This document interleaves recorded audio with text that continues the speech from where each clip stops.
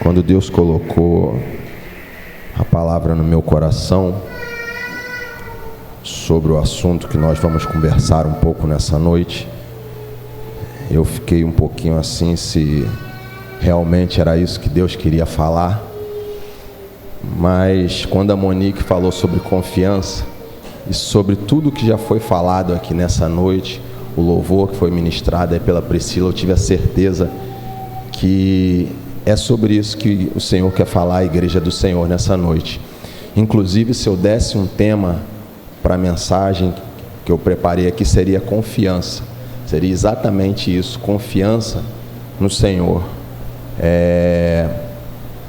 Muitos de nós, às vezes depositamos, às vezes até sem querer, a nossa confiança em outras coisas, em outras pessoas, e esquecemos que o Senhor é aquele que é o único que pode solucionar os nossos problemas, que pode dar a vitória, como foi falado aqui nessa noite, que é o nosso escudo, o nosso broquel, aquele que não muda conforme nós fazemos devido às circunstâncias, que às vezes as circunstâncias infelizmente nos mudam, mas o Senhor é o mesmo. A palavra do Senhor afirma isso num dos textos que eu separei aqui, Hebreus 13:8, que Jesus Cristo simplesmente Ele é o mesmo hoje, ontem e vai ser por toda a eternidade, independente do que esteja acontecendo, independente de eu concordar ou não com as decisões dele para a minha vida. Eu sempre costumo falar, às vezes, independente da minha pirraça, da minha raiva, da minha falta de paciência, dos meus achismos, isso não muda nada na pessoa de Deus, Ele continua sendo o mesmo. Eu costumo brincar que a gente olha para essa parede, ela é cinza, branca. Se Jesus falar que essa parede é preta, ela vai virar preta, porque o que Ele fala se torna uma realidade. Então, independente do que eu queira, do que eu ache, Jesus é o mesmo, Ele não vai mudar, a vontade dEle vai continuar sendo boa, perfeita e agradável, ainda que não atenda à minha vontade, porque às vezes a gente acha que a vontade de Deus só é boa, perfeita e agradável quando atende os nossos anseios, mas independente de atingir ou não aquilo que eu quero, ela continua sendo boa, perfeita e agradável. Eu gostaria de compartilhar 2 textos com os irmãos. Texto de Tiago 1, Tiago capítulo 1, versículo de número 17, e o próprio texto de Hebreus 13:8 que eu já citei aqui.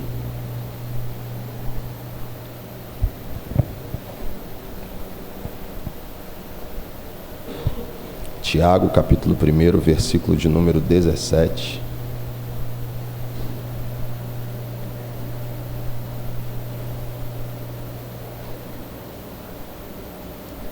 Todos acharam? Hoje não tem cola não, tem que procurar mesmo. Acharam? Tiago, capítulo 1, versículo 17.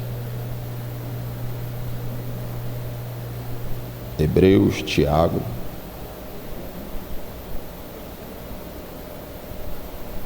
Diz assim a palavra do Senhor.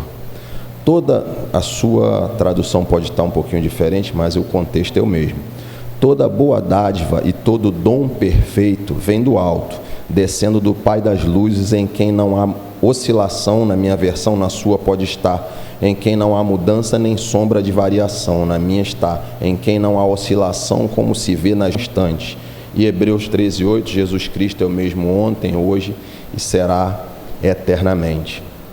Como o texto de Tiago vem dizendo aqui, ainda que nós venhamos a nos acharmos pessoas boas, ou acharmos alguém uma pessoa boa, uma pessoa de boa índole, de um bom caráter, mas a Bíblia diz que tudo que realmente é bom, tudo que realmente é perfeito, íntegro, sem nada, sem mácula, sem mancha, segundo o texto aqui, vem do alto, vem do nosso Senhor Jesus Cristo, descendo do Pai das luzes, em quem não há mudança, como eu falei aqui anteriormente. Nele não há nenhum tipo de mudança, nenhum tipo de oscilação, nada muda a vontade de Deus.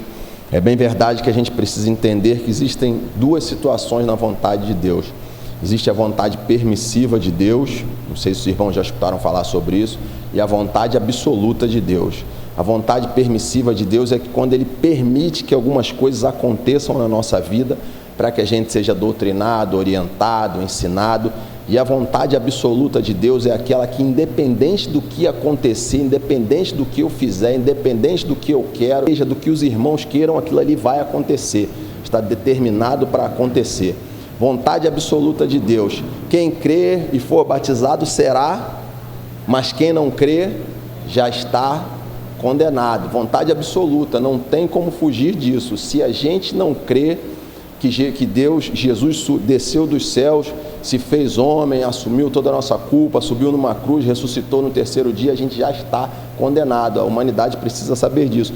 Mas tudo aquilo que é bom, tudo aquilo que é perfeito, que é de boa índole, que pode transformar a gente em pessoas um pouco melhores, sempre vem da parte do Senhor.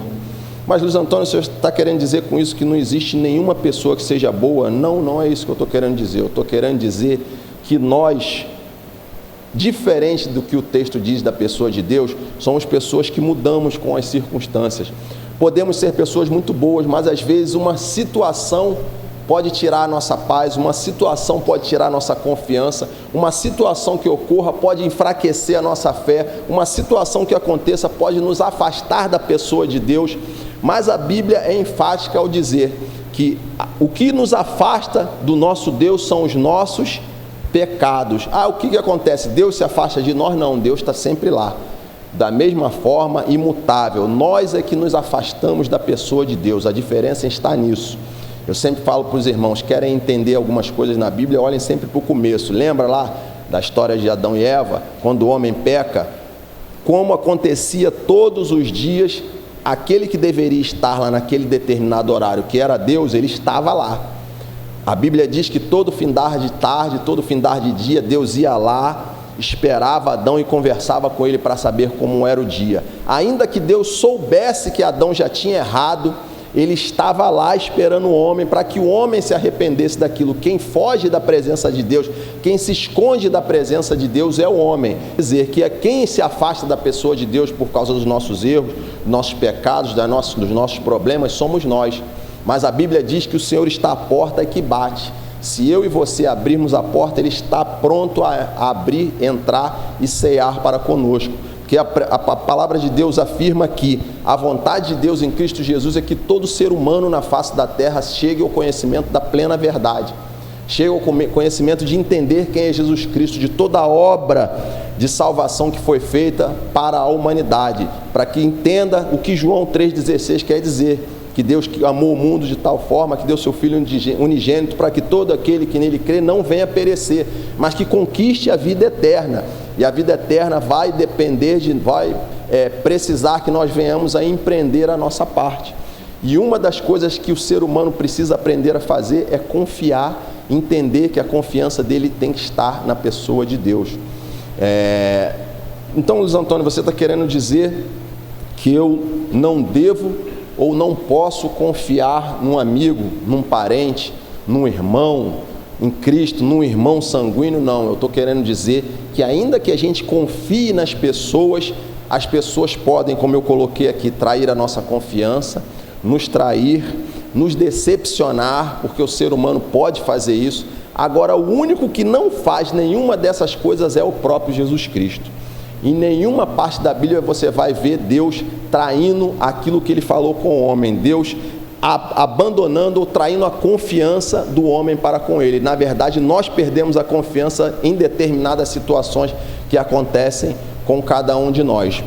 Não foi diferente na vida dos homens de Deus, homens que andaram com Deus, que conversavam com Deus, que falavam com Deus, que tinham vivência com Deus, mas que traíram a confiança de Deus. Por que Deus permitiu isso tudo acontecer? Por uma simples alegoria? Não, para que a gente entendesse que nós homens somos falhos. A Bíblia diz que todos pecaram, todos pecaram e destituídos estão da glória de Deus. Todos nós fomos afastados, precisamos nos reconciliar para com Deus. A obra de Jesus na cruz do Calvário rasga o véu do templo, acaba a separação que existia entre Deus e os homens, mas nós precisamos tomar posse dessa atitude de Deus para conosco, para nos achegarmos a Deus e para mostrarmos ou vivermos essa fé e essa confiança que precisamos ter na pessoa de Deus. Muito obrigado. Muito obrigado mesmo, porque daqui a pouco seca. Eu coloquei aqui alguns exemplos. História de Davi com Urias. Urias era um dos soldados de Davi. Os irmãos sabem da história do que aconteceu, que Davi se encanta lá com Batseba, comete a traição de forma sexual com a mulher, traz Urias, bate um papo, conversa com Urias como se nada tivesse acontecido. Urias era um dos soldados de confiança de Davi. Dado a situação que Davi manda, depois que Batseba se diz ter engravidado, Davi manda Urias para casa para dormir com Batseba. Urias não vai. A Bíblia diz que Urias dorme na porta do templo, porque ele fala que ele não iria, porque os soldados estavam em guerra, porque o capitão estava em guerra, os homens lá não tinham onde reclinar a cabeça e ele não iria descansar. E mais uma vez, Davi trai a confiança e tudo aquilo que aquele homem tinha feito por ele, porque mais uma vez ele trai, porque ele chama de novo Urias, manda uma carta através do próprio Urias para ser entregue ao comandante lá, para colocar Urias na frente da batalha para que Davi viesse a morrer. E quem foi Davi na Bíblia? Segundo a palavra de Deus, ele era um homem segundo o coração de Deus, mas cometeu todos esses erros, todas essas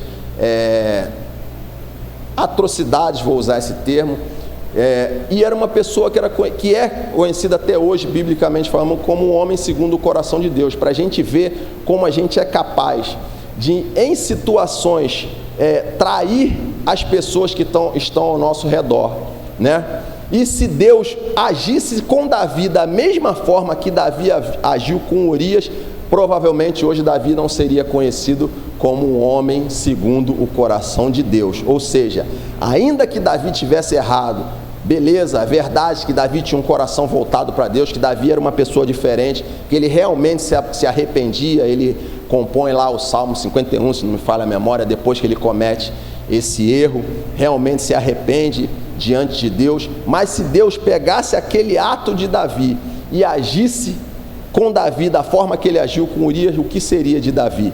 Então Deus nos olha de forma diferente. Diz a palavra do Senhor que se Deus nos tratasse conforme nós merecíamos, eu não sei o que seria de nós, porque nós íamos estar enrolados para com Deus. Saul também foi ungido rei de Israel. Deus dá uma determinação para Saul, para ele atacar os amalequitas, destruir tudo que tinha lá, tudo. Deus deu uma ordem para que absolutamente tudo fosse destruído, inclusive homens, mulheres, crianças, porque naquele tempo era olho por olho e dente por dente. Saul, achando, como eu falei aqui no começo, com os nossos achismos, Deus deu uma ordem, mas eu não preciso cumprir ela 100%. Eu vou levar alguma coisa de bom, porque eu vou oferecer para o próprio Deus.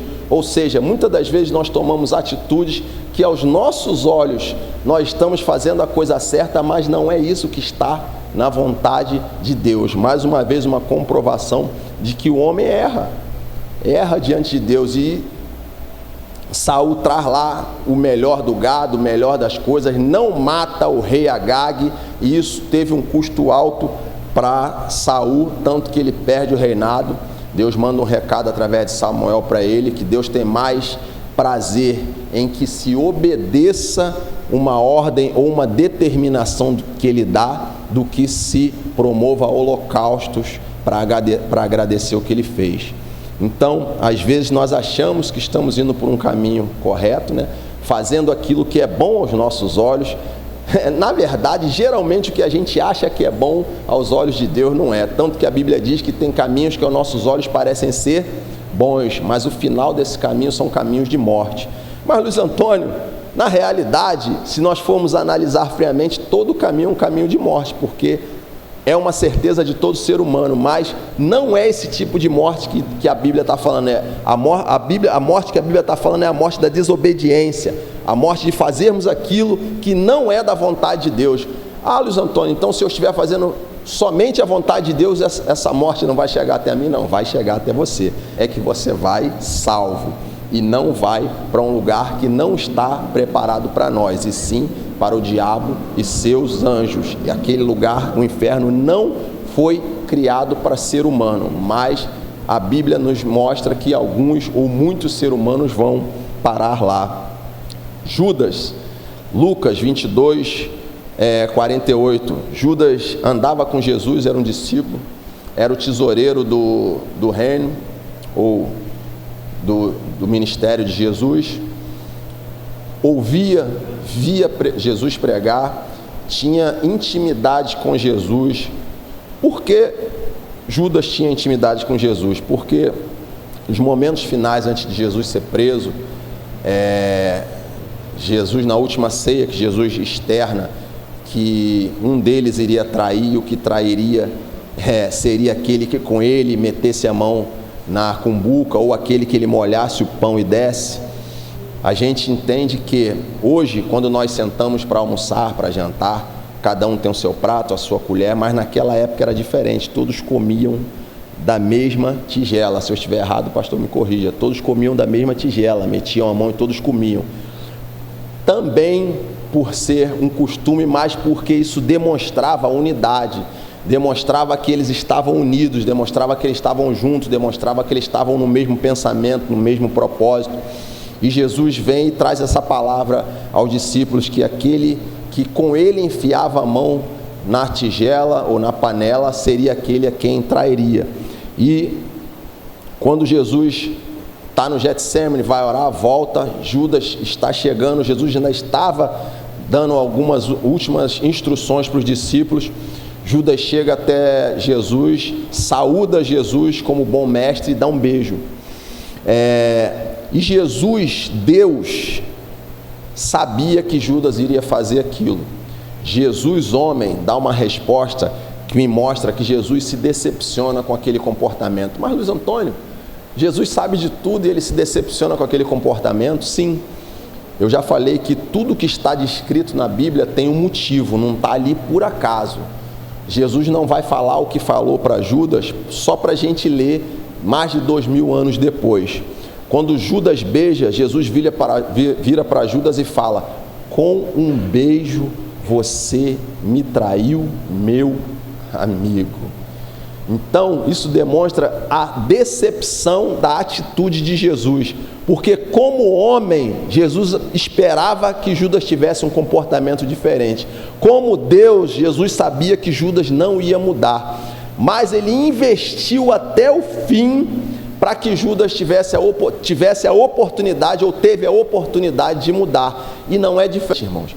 Jesus, como já foi falado aqui nessa noite, nada pega Jesus de surpresa, ele sabe de tudo que a gente vai fazer, que vai falar. A Bíblia diz que antes que a palavra chegue aos nossos lábios, Deus já sabe o que a gente vai falar. Antes que nós fôssemos algo, um corpo informe ainda, no ventre da nossa mãe, Deus já tinha escrito uma história a nosso respeito. Então Jesus não é pego de surpresa em momento nenhum da história, mas é para demonstrar que os seres humanos, ou nós, decepcionamos as pessoas com as nossas atitudes. Então Jesus dá esta fala, ou conversa nesse momento final com Judas e fala: com um beijo você me traíste, meu amigo. Era como se Jesus estivesse falando: depois de tudo que eu fiz, depois de tudo que eu investi em você, depois de tudo que eu te ensinei, todos os momentos que nós oramos juntos, toda a caminhada que nós fizemos juntos, tudo que eu ensinei a vocês, e mesmo assim você me traiu. E às vezes a gente olha para a atitude de Judas, assim como a gente tem uma fala e olha para a atitude do povo de Israel, e a gente costuma falar o seguinte: o povo crucificou Jesus.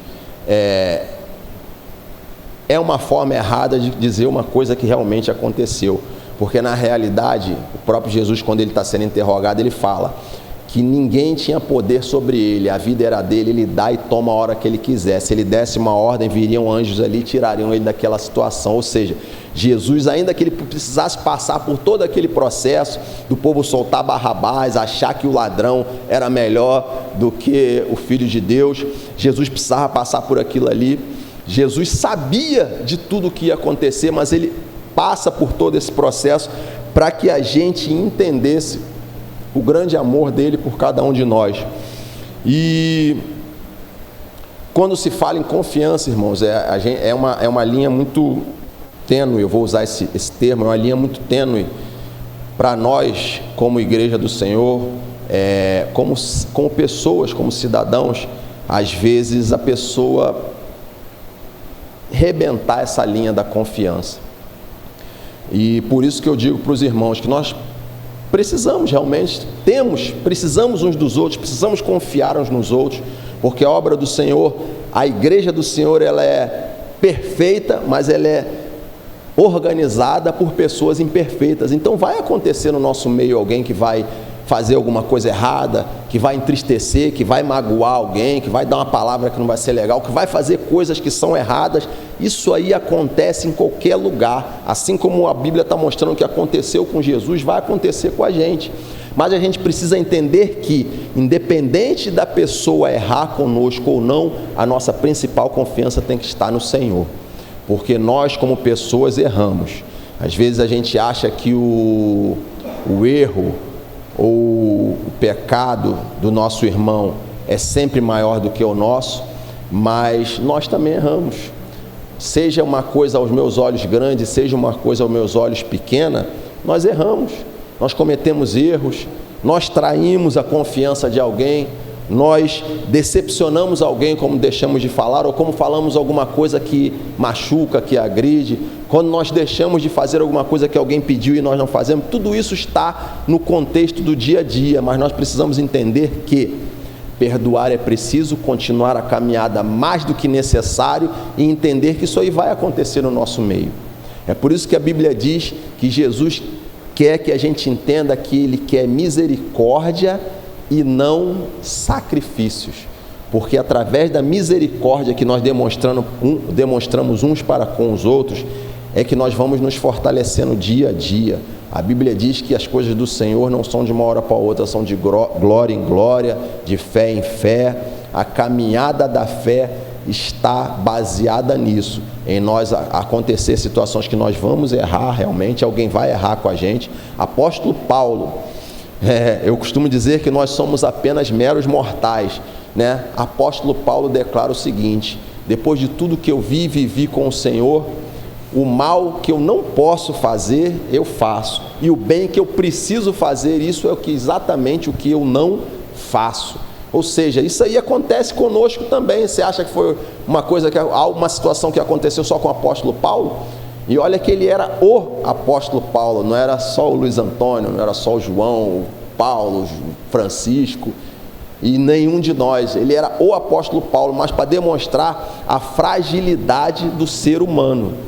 O apóstolo Paulo fala isso para que a gente entenda que a nossa confiança tem que estar sempre baseada no Senhor. Quando a nossa confiança está firmada no Senhor, essas situações podem até balançar a gente, mas não vão permitir que a gente pare. Porque às vezes alguém falta conosco, alguém nos trai, alguém nos entristece, e às vezes a gente acaba largando a caminhada, né? E a Bíblia diz: o que poderá nos separar do amor de Deus que está em Cristo Jesus? Nem a morte, nem a altura, nem a tristeza, nem a alegria, nem a abundância de dinheiro, nem a falta de dinheiro, nem a traição, nem a decepção, nem a falta de confiança. Nada disso pode ser capaz de afastar a gente, ou cada um de nós, do amor de Deus que está em Cristo Jesus. A nossa responsabilidade é continuarmos caminhando, nos organizando, nos perdoando, nos encaixando nas nossas diferenças, nas nossas dificuldades, nas nossas qualidades, porque igreja é isso, acontece. Se alguém te entristeceu, se alguém te traiu, não seja na área sexual, porque quando a gente fala de traição, as pessoas sempre pensam que é essa área, mas traição pode ser num relacionamento, algo que não tem nada a ver com isso. Não desanime, porque isso vai acontecer. Se aconteceu com Jesus, você acha que não aconteceria com a gente?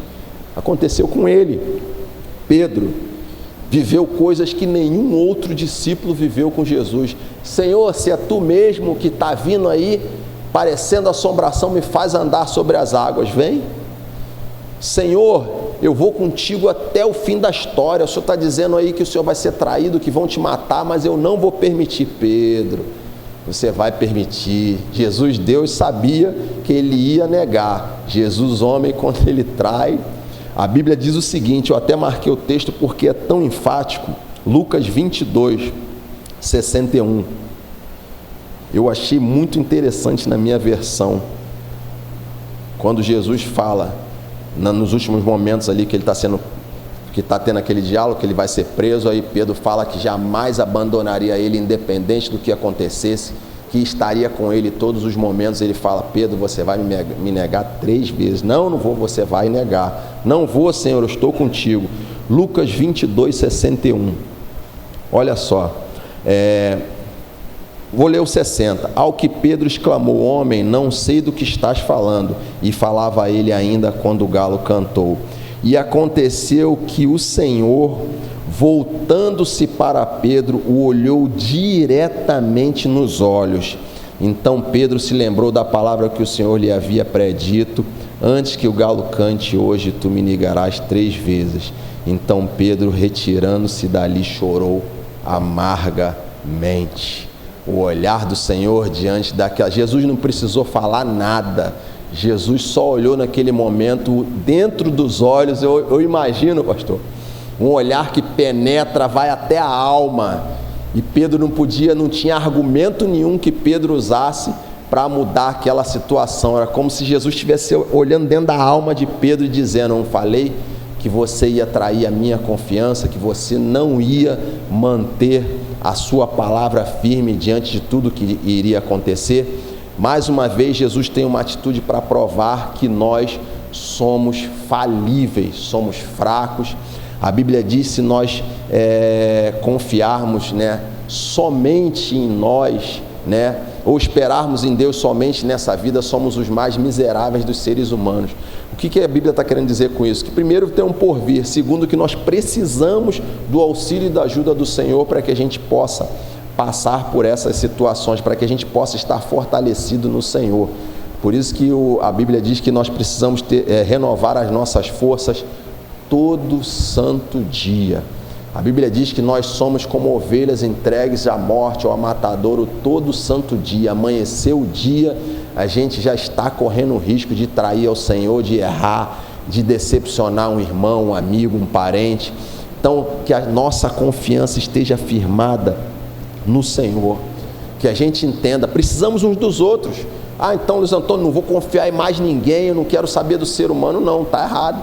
Até porque nós precisamos uns dos outros aqui para a salvação. Eu já expliquei isso aqui uma vez, vou dar só uma palhinha de que a Bíblia diz que a nossa força, ou a força da igreja, está na unidade.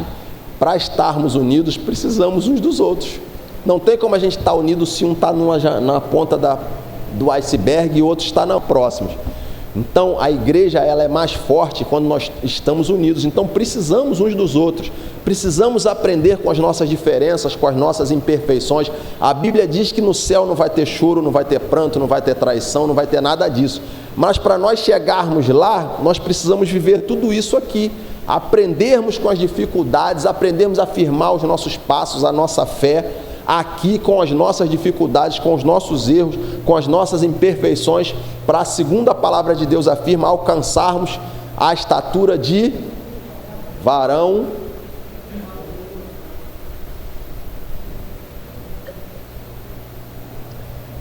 perfeito. Então estamos em busca de alcançar isso em Deus. E para alcançarmos isso, nós precisamos passar por essas situações de dificuldade, Jesus nunca mentiu para ninguém, disse que no mundo nós teríamos aflições, mas que nós tivéssemos o bom ânimo de a cada dia vencermos, um leão, como diz aí no mundo. Cada dia nós precisamos vencer um leão. A gente atualmente tem vencido até mais de um, né? Eu acho que tem gente com menos aí e outros com mais. Às vezes a gente acorda, como a irmã falou, a dificuldade que ela teve lá, né? Às vezes parece que tem dois. Eu falo, é possível, tem alguém sem aí, porque tem dois comigo aqui, que o negócio parece que não tem solução, mas em Deus sempre terá uma solução, em Deus nós sempre seremos fortalecidos. Como o pastor ministrou aqui, acho que no domingo retrasado, ou há 3 domingos atrás, a passagem que Jesus está no barco dormindo, acho que foi há 3 domingos atrás, e a tempestade pega os discípulos, eles se desesperam e vão lá e acordam o mestre. Jesus fala para eles que eles não tinham fé, não tinham a confiança necessária de fazer aquilo que eles tinham aprendido. E aqui esse texto, essa passagem tem muitos ensinamentos para a gente. Primeiro, que eles chegariam do outro lado. Isso aí é fato, porque Jesus falou, vamos entrar no barco e vamos passar para o outro lado. Como eu falei da parede, se Jesus falou que eles iam chegar do outro lado, não interessa o que ia acontecer, se ia ter dificuldade, se ia ser a nado, se ia ser um pedaço de madeira, eles chegariam lá do outro lado. Assim como quando Jesus viaja e o amigo Lázaro está doente, Jesus fala o que para a família? Essa doença não é mas é para glória de Deus. Então, independente do que acontecesse na viagem de Jesus, se ele disse que Lázaro não morreria, não ia morrer, assim como ele vai e ressuscita Lázaro. Então, quando Jesus fala alguma coisa, independente do que esteja acontecendo, aquilo vai acontecer, se for a vontade absoluta de Deus.